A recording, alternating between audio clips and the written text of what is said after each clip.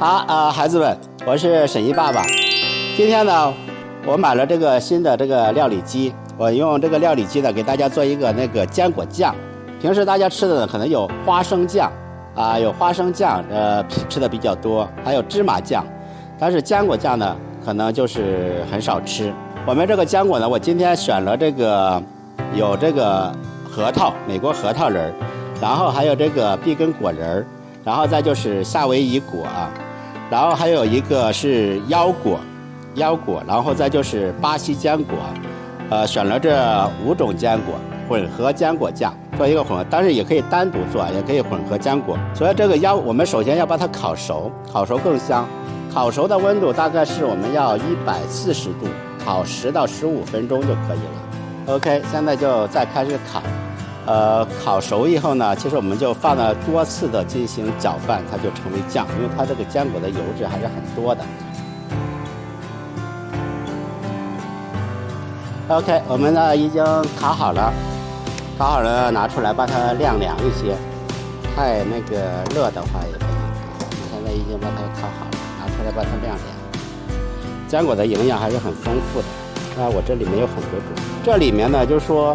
巴西坚果会稍微粗一些做出来，它核桃啊，还有碧根果呀，碧根果的油相对也会少一些，里面含油量比较大的就是巴西坚果，然后夏威夷果，含油量比较大。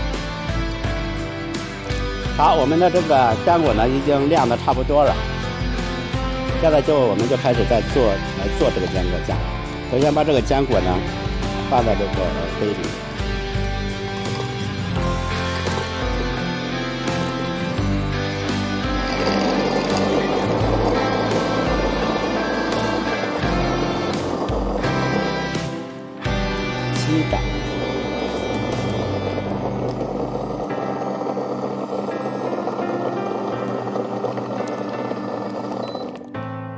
我们这个是需要是多次的搅，多次的打，一般把它擦的最大档，一开始它是粉状不成酱，但是你多打几次呢，它就会成酱。已经是我们再多打2次，它就更细腻一点。现在呢已经是成了酱，再多打2次。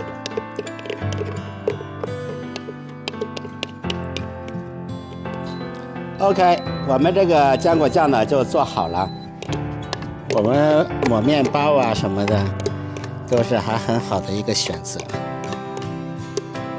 我们剩在里面呢，可以放一点点热水啊，我们打一下，然后就成为一个坚果的饮料，可以把它喝了，不要浪费，因为这个坚果还是很珍贵的。然后呢，我们如果说里面这个搞不干净的话，我们就可以放点热水进去，然后把它打成一个汁儿来喝。OK， 大家可以看这个味道咋样？很香啊，这个坚果酱很香。那我们蘸面包，或者说吃面的时候放一些，很不错的一个选择。好，如果我们这个剩的这里面呢好多不好弄出来，我们就可以加点水，进去，然后